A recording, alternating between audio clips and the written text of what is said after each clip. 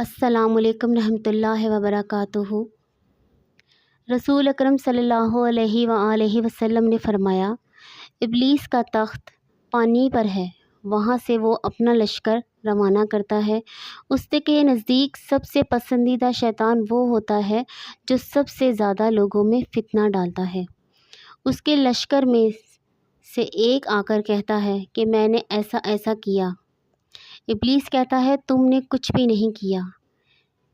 پھر اس میں سے ایک آ کر کہتا ہے کہ میں نے ایک میاں بیوی کے درمیان جھگڑا کروا دیا ہے۔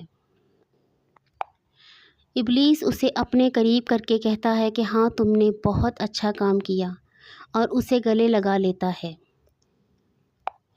میاں بیوی کے درمیان اختلافات پیدا کرنا شیطان کے نزدیک سب سے بہتر کام اس لیے ہے کہ ان کے اختلافات سے صرف دو انسانوں